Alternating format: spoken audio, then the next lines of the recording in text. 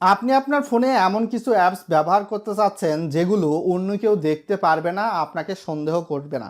এমনটাই হয়তোবা যদি আপনি চেয়ে থাকেন, তাহলে আপনার ফোনের সেটিংসে এমন একটা অপশান কিন্তু লুকিয়ে রাখা হয়েছে।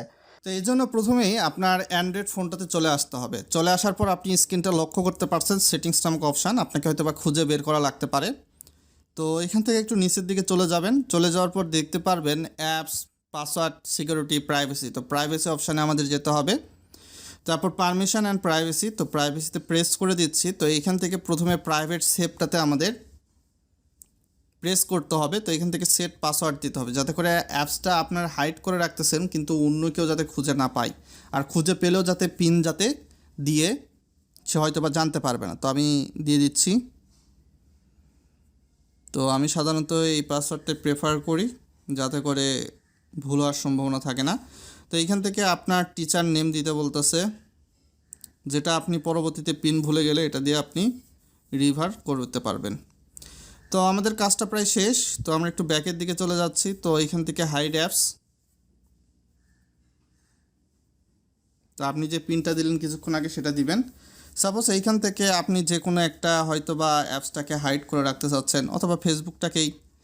তো এখান থেকে এটা দিয়ে সেটিংস অপশানে প্রেস করে দিবেন এবং অ্যাক্সেস কোড এটা দিতে বলতেছে। তো অ্যাক্সেস কোডে অবশ্যই আপনাকে হ্যাশ দিতে হবে এবং তারপরে সংখ্যা, তারপরে আবার কোড দিতে হবে। তো প্রথমে হ্যাশ দিলাম আমি 1971, তারপর হ্যাশ, তারপর টিক মার্ক, ডান। তো এইভাবে কিন্তু আপনার অ্যাপসটা হাইড হয়ে গেল। যদিও আমি দেখাই, তো এখানে কিন্তু কিছুক্ষণ আগে ফেসবুক অ্যাপসটা ছিল, এটা কিন্তু আর নাই।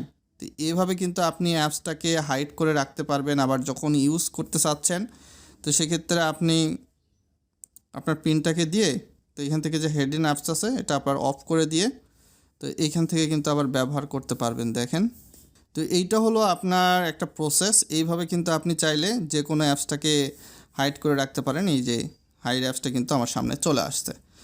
তো এইভাবে আপনি মেসেঞ্জারকেও হাইড করে রাখতে পারেন, বা যে কোনো একটা অ্যাপসকে হাইড করে রাখলে এইভাবে আপনার প্রাইভেসিটাও কিন্তু নষ্ট হবে না এবং আপনি কিন্তু অনেকটা সিকিউরিটি ফিল করবেন। তো এইখান থেকে যে কোনো অ্যাপস হাইড আপনি রাখতেই পারেন, যে প্রসেসটা আমি দেখালাম। সাপোজ এইখান থেকে দারাজ, তো এইভাবে কিন্তু অ্যাপসটা অটোমেটিক হাইড হয়ে যাবে। আবার যখন মনে করতেছেন না আপনি অ্যাপসটাকে আবার ব্যবহার করবেন, তো সেক্ষেত্রে হিডেনে গিয়ে এটা অফ করে দিয়ে ব্যবহার করতে পারেন। সো আজকে এখান থেকে বিদায় নিচ্ছি। সকলে ভালো থাকবেন। ভিডিওটা লাইক করে শেয়ার করে দিবেন। তো এই যে সেটিংসগুলো রয়েছে, এগুলো কিন্তু দেখা যাবে 2020, 22, 23, 24, 25 এরকম যেই সালের ফোনগুলো এসেছে, এই ফোনগুলোতে আপনি এই সেটিংসটা পাবেন। 2020 সালের পূর্ববর্তী ফোনে এই সেটিংসগুলো নাও পেতে পারেন।